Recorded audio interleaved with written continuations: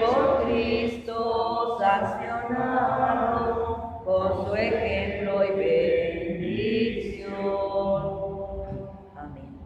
Quien pueda arrodillarse, arrodíllese. Vamos a elevar nuestra oración.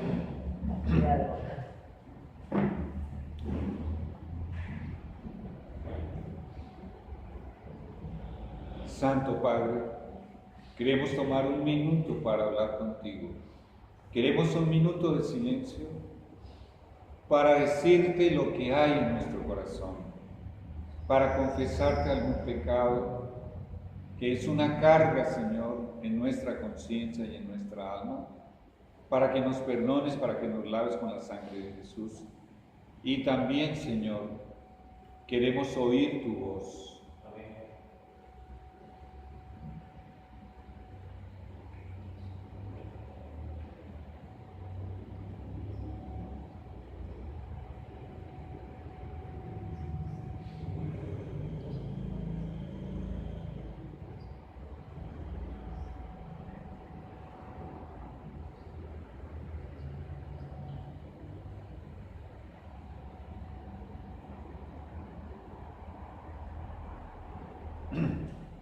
Santo Padre, Creador del sábado, gracias, Señor, por más un santo día. Gracias, Señor, por el día del Señor, el día tuyo. Señor, si hay alguna mancha en nuestras manos o en nuestro corazón, lávanos, Señor, de cualquier impureza, de cualquier inmundicia, una vez más con la sangre preciosa de Jesús. Queremos tener la certeza absoluta de que tenemos comunicación, de que tenemos comunión con el cielo, para poder desarrollar este séptimo capítulo tan delicado, tan serio, tan importante. Señor y Dios, si hay aquí presentes espíritus inmundos, porque Jesús me dio poder y autoridad sobre todos los demonios, incluyendo su líder, en el nombre de Jesús les digo a estos ángeles caídos que Jehová les reprenda, que salgan de este santo lugar en este momento. Y si hay aquí alguna persona poseída, Señor, en el nombre de Jesús les digo a estos demonios que salgan de esa persona en este momento, porque el nombre de Jesús tiene poder y la sangre de Jesús tiene poder.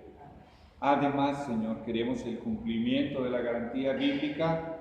Donde está presente el Espíritu Santo, ahí hay libertad. Amén. Sean pues, Señor, bienvenidos tus santos ángeles de luz, y que tu Espíritu Santo, Señor, se sienta a sus anchas en tu santo templo. Y si aquí a este templo, Señor, más tarde durante la conferencia, entra alguna persona poseída o acompañada por demonios, repréndelos, Señor Jehová, y déjalos afuera. Señor, es tan delicado y tan importante el tema que vamos a traer, que suplicamos que nos ayudes a mantener la reverencia, el silencio, la concentración, porque el Espíritu Santo gobierne nuestra alma, nuestras neuronas. Amén. Habla, Señor, a través de tu siervo con la sencillez, la simpatía, el cariño y el amor de Jesús, pero también, Señor, con tu poder y con tu autoridad, en el nombre de Jesús. Amén. Amén. Muy bien, hermanos, habíamos visto en el capítulo 6, habíamos estudiado que el sacerdocio levítico, el sacerdocio de la iglesia de Israel, la iglesia judaica, acabó. Él fue programado para durar durante cierto tiempo. ¿Hasta cuándo? Como era tipología, era simbología del sacerdocio que Jesús un día iría a iniciar cuando Él falleció en la cruz y resucitó y ascendió al cielo y entró al santuario celestial e inició su sacerdocio celestial desde el momento en que Él expiró en la cruz, cuando dijo consumado es, se acabó. el sacerdocio terrenal. Ya no hay más sacerdotes, eso se acabó.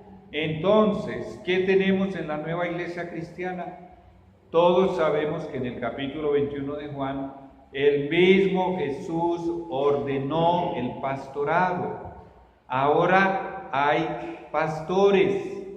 En el Antiguo Testamento, si usted lee su Biblia, encontrará que los sacerdotes también eran llamados pastores porque pastoreaban los rebaños. Pero en el Nuevo Testamento los pastores no son sacerdotes, solamente son pastores. El sacerdocio se acabó. Este es el capítulo 7 del libro que el Señor me está ayudando a escribir. Y se titula, ¿cómo es el libro? Salid de Babilonia, pueblo mío. Y este capítulo 7 se titula, recuerde, cada capítulo es un argumento para que los hijos de Dios que aún están en Roma abandonen la iglesia de Roma. Cada capítulo expone motivos y razones poderosas para salir urgentemente de la iglesia de Roma. Y este capítulo 7 se titula Roma no reconoce los pastores que Jesús estableció en la nueva iglesia cristiana. Roma desconoce el pastorado establecido por el mismo Jesús. Volvió a decirle la segunda vez Jesús. Le dijo, Simón, hijo de Jonás, ¿me amas? Pedro le respondió, Señor, tú sabes que te amo. Le dijo que pastorea mis ovejas. Ahí está la ordenación del pastorado, ahí está la institución del pastorado por el propio Jesús. Le dijo la tercera vez, Simón, hijo de Jonás, ¿me amas? Pedro se entristeció de que le dijese la tercera vez, ¿me amas? Y le respondió, Señor, tú lo sabes todo, tú sabes que te amo. Jesús le dijo, apacienta mis ovejas. Pastorear y apacentar corderos y ovejas. Esta es la evidencia bíblica de que Jesús en persona estableció el pastorado en la nueva iglesia cristiana, porque la antigua iglesia judaica se acabó y junto con ella se acabó su sacerdocio. Ya no hay más por qué tener sacerdotes en el Nuevo Testamento. El único sacerdote que el Nuevo Testamento reconoce es un sacerdote sumo, un sumo sacerdote que se llama, ¿cómo, hermanos? Jesús. Jesús. Siga leyendo conmigo. Sin embargo, la iglesia de Roma desprecia la autoridad de Jesús al no reconocer los pastores que él mismo ordenó. Esta, para los que van a ver este video por YouTube, esta, mi amado hermano, mi amado amigo que aún estás en la iglesia de Roma, esta es otra evidencia bíblica de que la iglesia de Roma, escuchen esto atentamente, es una falsificación de la verdadera iglesia cristiana fundada por ¿quién? ¿Quién fundó la iglesia cristiana, hermanos? Jesús. Él mismo la fundó. ¿Y sobre quién la fundó? Sobre la roca. ¿Y quién es la roca? Jesús. Sobre él mismo. Este es otro motivo para que tú abandones Babilonia urgentemente. Este es el último tiempo, estos días se están acabando, son los últimos. Hay que abandonar Babilonia, la iglesia de Roma, urgentemente. Vamos a desarrollar el tema. Los sacerdotes levitas de Israel eran pastores. Hijo de hombre, profetiza contra los pastores de Israel. Aquí le está hablando a todos los sacerdotes, porque ellos eran al mismo tiempo los guías, los maestros, los instructores, los que pastoreaban y apacentaban los rebaños de Jehová. Profetiza, dirás a los pastores, así dice el Señor Yahvé, ay de los pastores de Israel que se apacientan a sí mismos. Eso es otro tema, ya lo veremos. ¿No deben los pastores apacentar el rebaño? Todos estamos de acuerdo. Ezequiel 34:2, para quien está viendo este video o lo va a ver, Ezequiel 34:2 es en el Antiguo Testamento. Los pastores mencionados aquí son del Antiguo Testamento. Por ahí estoy escuchando que nos están probando el micrófono, ya viene el micrófono con la ayuda de Dios. Este texto, hermanos, muchas gracias. Este texto, amados hermanos, si se oye allí por los parlantes, si no, ahí está bueno. Este texto, mis amados hermanos, es de la Nueva Biblia de Jerusalén católica. Por eso yo leí Yahvé, porque es la versión católica. Estoy leyendo de la propia Biblia católica. Bueno, vamos a seguir. Los sacerdotes del Antiguo Testamento en la religión del judaísmo eran pastores. Pero repito, los pastores en el Nuevo Testamento, en la nueva iglesia cristiana, no son sacerdotes, porque el sacerdocio se acabó. Los pastores levitas de Israel debían ser casados, debían ser esposos y padres ejemplares, y asimismo los pastores en el Nuevo Testamento también tienen que ser casados y deben ser esposos y padres ejemplares. Primera de Timoteo 3:1-7. El pastor Pedro era casado. ¿Cómo lo comprobamos? A través de este registro bíblico de Mateo 8:14. Vino Jesús a casa de Pedro y vio a la suegra de este postrada en cama. Si tenía suegra, tenía esposa. Era casado. Si un pastor no tiene familia, si no sabe qué es cuidar de un hogar, de una esposa, y si no sabe qué es criar hijos, hermanos, ¿cómo va a poder cuidar de las familias que componen la iglesia cristiana? Si no tiene idea de qué es criar hijos, educar hijos, y qué es cuidar de una esposa, no puede, está inhabilitado. Por eso Dios en su sabiduría decide que sean casados. Ahora, ¿qué acontece si este pastor casado tiene su esposa, sus hijos, es un mal padre de familia, es un mal esposo? Automáticamente Dios lo descalifica para ser pastor de las familias de la iglesia. La iglesia de Roma comenzó a formarse, ya lo hemos repetido aquí muchas veces, a partir del año 313. Satanás comenzó a formar la iglesia de Roma. Después de Cristo, ¿no? 313 después de Cristo. Cuando el Imperio Romano comenzó una mezcla diabólica del cristianismo apóstata. Recuerde que los cristianos verdaderos no aceptaron la propuesta de Constantino el Grande.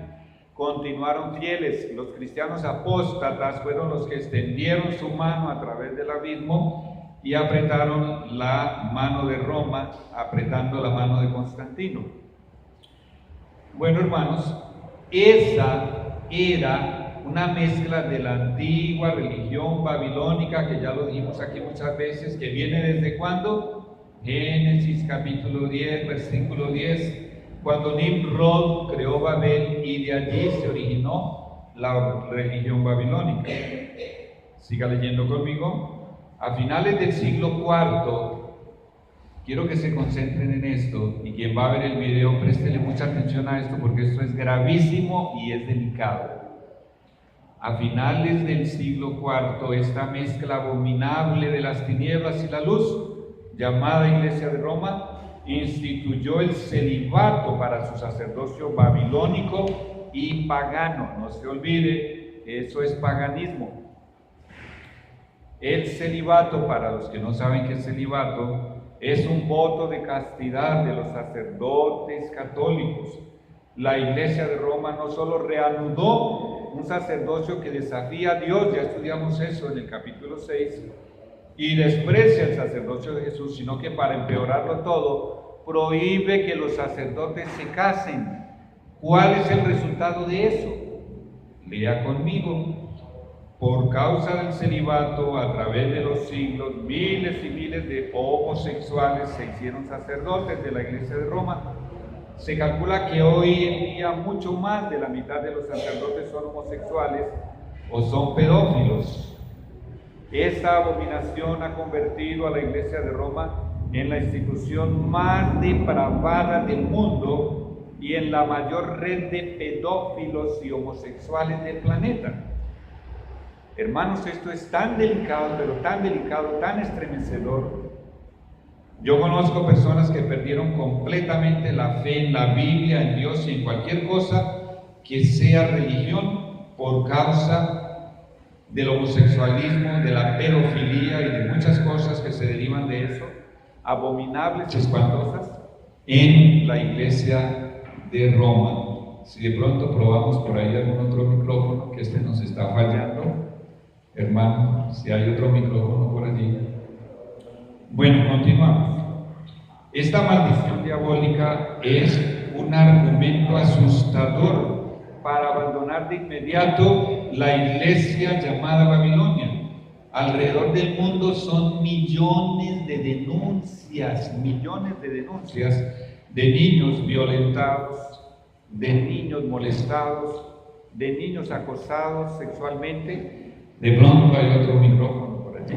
El Señor nos va a ayudar. Bueno, mientras llega otro micrófono, sigo aquí a capela. Y realmente son muchas las personas que ya no creen en nada por causa de eso. Claro que de vez en cuando Dios hace un milagro y estas personas estudian la Biblia y entienden lo que aquí estamos publicitando. Muchas gracias, hermano. Y recuperan la fe. Pero muchos nunca más recuperan la fe. Seguimos leyendo. Aquellos sacerdotes que sí son hombres masculinos, realmente son másculos, se las arreglan para tener relaciones sexuales con todo tipo de mujeres. En su libro, 50 años en la Iglesia de Roma, el pastor Charles Chinichi nació en 1809 y murió en 1899. Él cuenta una serie de cosas horribles. Él muestra la Iglesia de Roma por dentro, por sus entrañas, porque fue sacerdote 25 años, y cuenta una historia muy larga de un sacerdote que era másculo, era hombre, y creía que esa era la única iglesia verdadera y él quería servir a Dios. Y él, en medio de una historia muy conmovedora, muy dolorosa, se castró. Y todos los detalles son muy lamentables, son muy dolorosos. Usted que está viendo este video, lea el libro 50 años en la Iglesia de Roma de Charles Chinichi, para que vea esta institución por dentro. Él muestra las entrañas de esta institución. Seguimos leyendo. Vamos a hablar de pastorear y apacentar.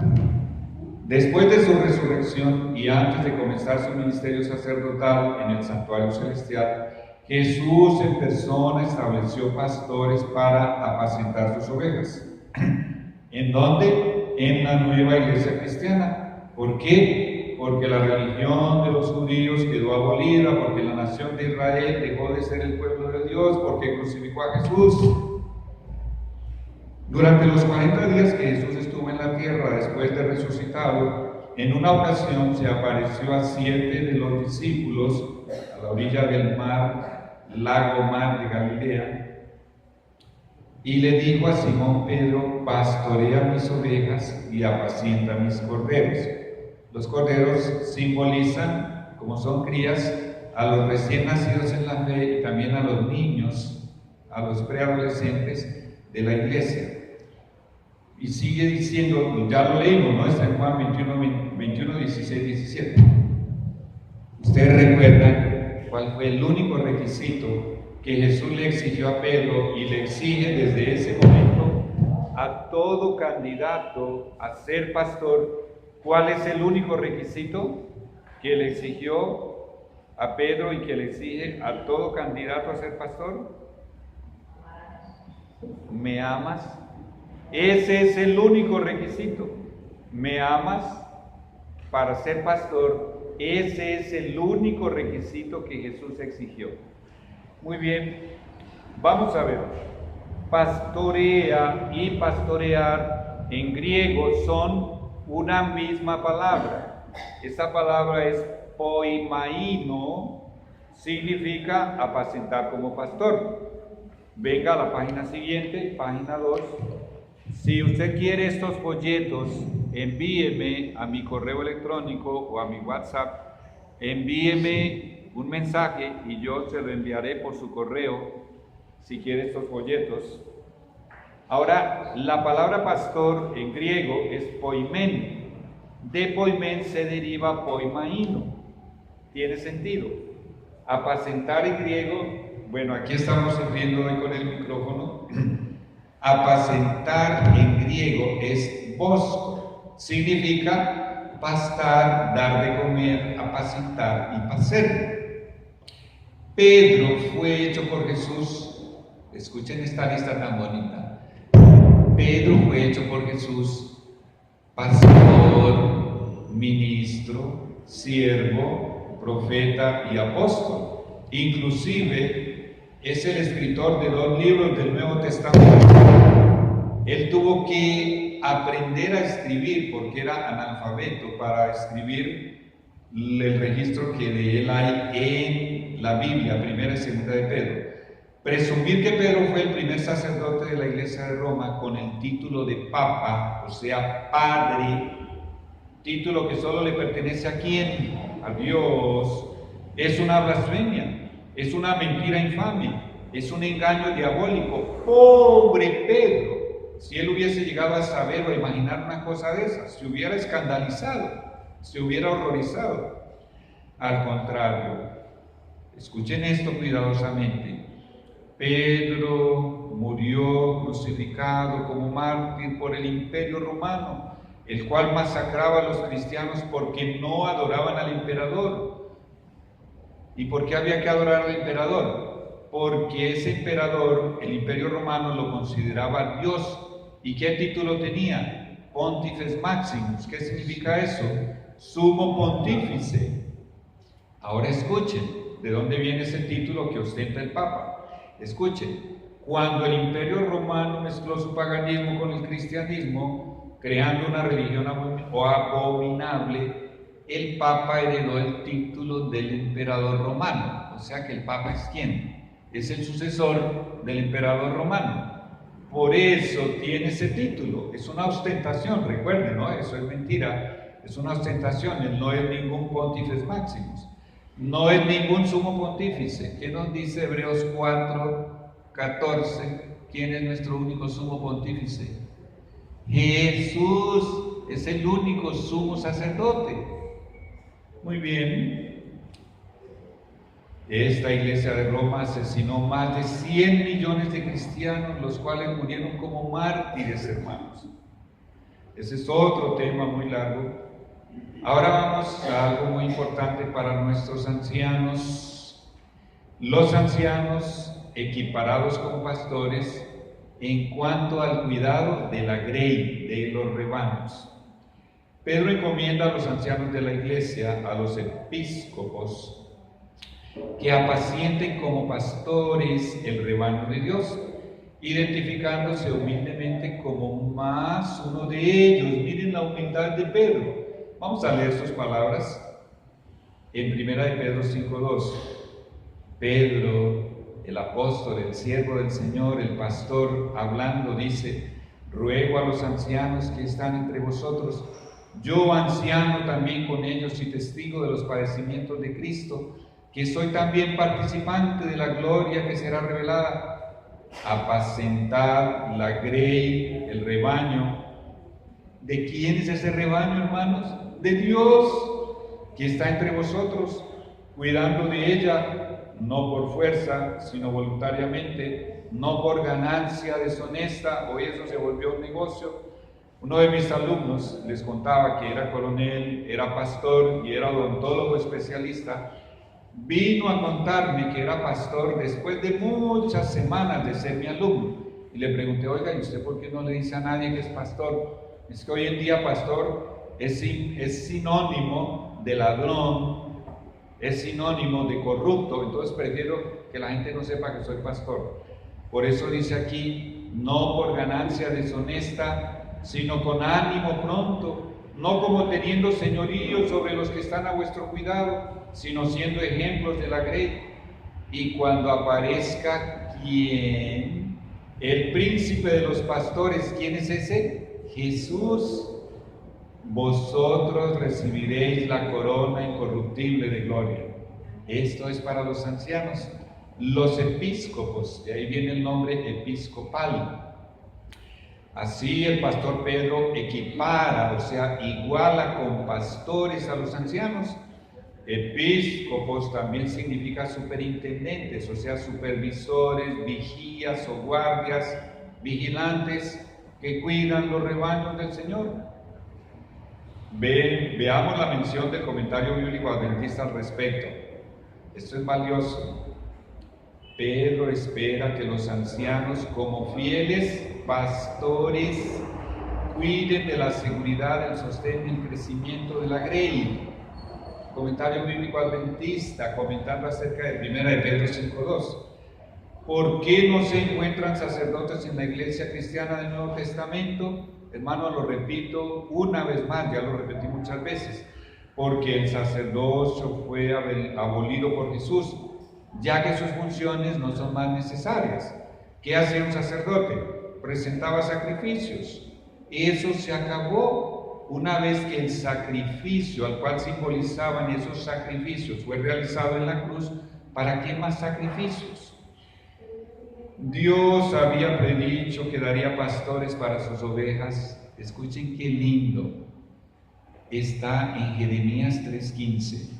Y os daré pastores. ¿Qué dice ahí, hermanos? Según mi corazón. ¡Qué lindo! Y os daré pastores según mi corazón, que os apacienten con ciencia y con inteligencia. Eso se cumplió, hermanos. En cumplimiento de esta promesa, Jesús en persona instituyó el pastorado, porque los sacerdotes pastores judíos, levitas, fueron infieles acerca de los nuevos títulos y cargos que Dios a través de Jesús estableció en la nueva iglesia cristiana. Cargos y títulos en la nueva iglesia cristiana. Escuchen lo que leemos en Efesios 4, 10, 11 y 12. Y el mismo Jesús constituyó a unos apóstoles, a otros profetas, a otros evangelistas, a otros pastores y maestros, a fin de perfeccionar a los santos para la obra del ministerio, para la edificación del cuerpo de Cristo. ¿El mismo quién fue el que los constituyó? ¿El mismo quién? El mismo Jesús. ¿Alguna palabra aquí sobre sacerdotes? No, aquí no aparecen sacerdotes. Jesús nunca haría eso. Bueno, Jesús es el único que tiene autoridad para constituir todos los cargos de los siervos de su iglesia cristiana, incluyendo los pastores. En armonía con el nuevo sistema de pastorado, el pastor y además apóstol Pablo instruye a la naciente iglesia cristiana acerca de los pastores. Miren qué bonito es esto. Está en Hebreos 13, 7, 17, 20, 24. Escuchen lo que dice. Acordaos de vuestros pastores que os hablaron la palabra de Dios. Considerad cuál haya sido el resultado de su conducta e imitad su fe. Obedeced a vuestros pastores y sujetaos a ellos. ¿Por qué? Porque ellos velan por vuestras almas como quienes han de dar cuenta, para que lo hagan con alegría y no quejándose, porque esto no es provechoso. Saludad a todos vuestros pastores y a todos los santos. Pastores, pastorado, pastores, pastorado. No hay más sacerdocio, hermanos. Usted que aún está en la iglesia de Roma sometido a un sacerdote, entienda, comprenda, pídale al Señor que le abra sus ojos, que el sacerdocio se acabó. ¿Seguimos? Lamentablemente el diablo introdujo muchos pastores falsos. Por esa razón, solo podemos someternos a los pastores, obedecerlos e imitar su fe. Mire que Pablo no dice imitarlos a ellos, sino imitar ¿qué? Imitar su fe. Si sus enseñanzas están en armonía con la ley de Dios, con toda la Biblia y con el espíritu de los profetas, o sea, el espíritu de profecía, que es el testimonio de Jesús. ¿Cómo confirmamos esto? Está en 1 Corintios 14, 32, 33. Y los espíritus de los profetas estén sujetos a los profetas. Para que haya espíritu de profeta se necesita espíritu de profecía. En Apocalipsis 19:10 se nos dice que el testimonio de Jesús es el espíritu de profecía.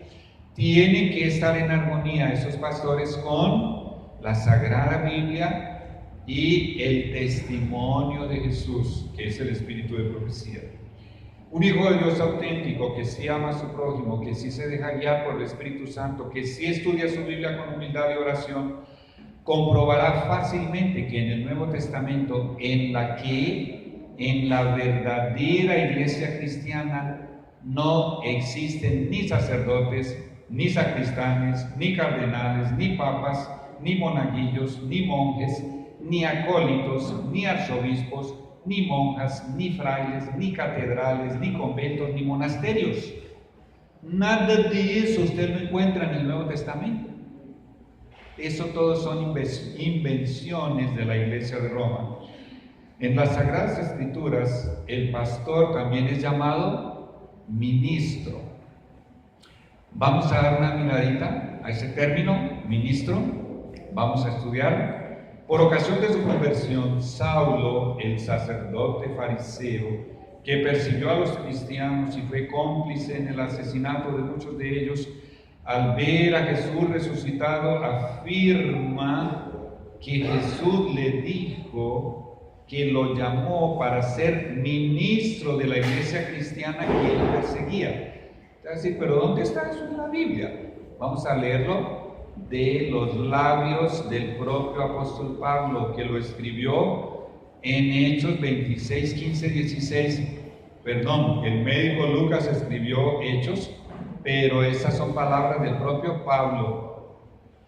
Escuchen lo que dice. Es que muchas veces nos concentramos únicamente en el capítulo 9 de Hechos, donde se narra la conversión del fariseo sacerdote Saulo de Tarso al nuevo pastor Pablo, y nos olvidamos de este texto que está en el capítulo 26, versículo 15 y 16.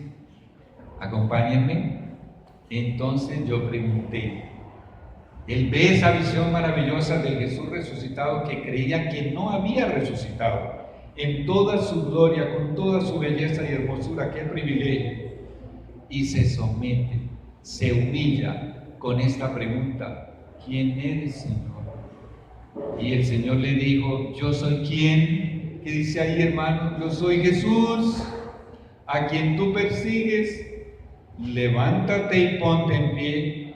Ahora lea conmigo. Me aparecí a ti, ¿para qué? Dice allí, hermanos. Para ponerte, ¿por qué? Ministro. ¿Y quién es un ministro? Es un pastor. Para ponerte por ministro y testigo de lo que has visto de mí y de lo que te mostraré. Los que hemos estudiado sabemos que Pablo fue instruido por el mismo Dios en visiones. Hechos, bueno, ahí está, 26, 15, 16. También en Romanos se lo comenta, capítulo 15, 16. Mas os he escrito, hermanos, en parte con atrevimiento, como para haceros recordar por la gracia que Dios me es dada para ser ministro, ahí está, de Jesucristo a los gentiles, ministrando el Evangelio. Ministrar el Evangelio es compartirlo, es impartir la luz que usted recibe con otros. Observa que Saulo de Tarso, esto es muy importante que lo entiendas, tú que vas a ver este video. Observa que Saulo de Tarso abandonó la iglesia judaica apóstata, que continuó con el sacerdocio y con los sacrificios en abierta rebelión contra Dios. Repara que él dejó de ser un sacerdote fariseo y pasó a ser ¿qué? Un ministro, un apóstol, un pastor, un profeta, un siervo de Dios y escritor de 13 libros de la Biblia. Jamás se ha levantado un teólogo más erudito y más sabio que el apóstol Pablo, pero él era un pastor. Bueno, en el espíritu de profecía, o sea, en el testimonio de Jesús, tenemos más detalles acerca de la institución del pastorado por ocasión de la restauración de Pedro al pastorado, porque los demás pensaban que ya no se podía confiar en Pedro y que no había cómo restaurarlo. Públicamente él había negado a su Señor 3 veces, públicamente el Señor obtuvo de sus labios su confirmación de que se había arrepentido. Muy bien, se nos acabaron los folletos, hermanos, ¿sí? ¿Quién estaba entregando los folletos? ¿Dónde está? ¿Se acabaron los folletos? ¿Quién está entregando? ¿Se acabaron? Uy, bueno, yo traje 50, vamos a tener que sacar más. Aquí la hermana. Ay, aquí hay otro. Samuel, gracias por compartir. Y aquí tengo otro. Bueno, seguimos. Concéntrese. ¿Cuántos creen que el testimonio de Jesús es eso? Jesús testificando a través de un vaso de barro, a través de una profeta. ¿Cuántos creen que el testimonio de Jesús es eso? El testimonio de Jesús. Quiero ver las manos. Bueno, dice en ese libro maravilloso, El deseado de todas las gentes, capítulo 85, que se titula De nuevo a orillas del mar. Pedro era naturalmente audaz e impulsivo, y Satanás se había valido de estas características para vencerle. Precisamente antes de la caída de Pedro, Jesús le había dicho: Satanás os ha pedido para zarandearos como a trigo. Y aquí abro un paréntesis sin salirme del tema. Ahí viene el zarandeo, hermanos. Ahí viene el zarandeo de esta iglesia. ¿Y quién es el que pide para que seamos zarandeados? ¿Quién? Satanás. Siga leyendo. Mas yo he rogado por ti que tu fe no falte. Y tú, una vez vuelto, o sea, una vez convertido, algunas versiones dicen una vez convertido, confirma a tus hermanos. Había llegado ese momento.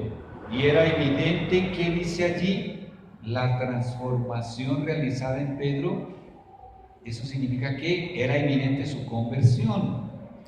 Las preguntas tan apremiantes por las cuales el Señor le había probado no habían arrancado una sola respuesta impetuosa o vanidosa, y a causa de su humillación y arrepentimiento, Pedro estaba mejor preparado que nunca antes para actuar como, ¿qué dice allí? Como pastor del rebaño. La primera obra que Cristo confió a Pedro al restaurarle en su ministerio consistía en apacentar a los corderos, el deseado de todas las gentes. Lea ese libro maravilloso, lo baja gratis por internet. Pedro llegó a ser un humilde, sumiso, fiel y ejemplar pastor del rebaño de Jesús, pero nunca ostentó el título de papa, o sea, padre, porque Jesús nunca le daría semejante título a un ser humano, pues ese título solo pertenece a Dios e indica que tiene autoridad sobre nuestra conciencia. Ese título indica que Dios tiene autoridad sobre nuestra conciencia. Todo el Antiguo Testamento llama a la conciencia la voz de Dios. El Espíritu Santo plasma impresiones aquí atrás de ese hueso que se llama hueso frontal, en el lóbulo frontal, y así es como la voz de Dios, esa voz por la cual usted debe regirse, le habla. Usted decodifica esa voz, no es una voz audible, son impresiones que el Espíritu Santo plasma en su lóbulo frontal. Usted escoge obedecer o no obedecer. La escogencia es suya. Siga leyendo. Ningún hombre puede regir nuestra conciencia, solo Dios puede hacerlo.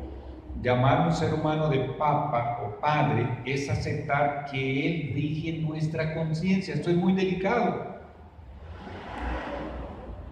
El manso pastor Pedro tampoco asumió que tuviese un cargo superior al de los demás líderes de la iglesia. Si Pedro hubiese presumido tener un cargo de superioridad, habría sido descalificado para servir como pastor.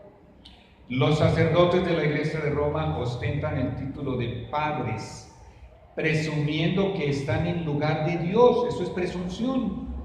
Y que por lo tanto tienen poder y autoridad sobre nuestra conciencia y nuestra alma. Eso es blasfemia.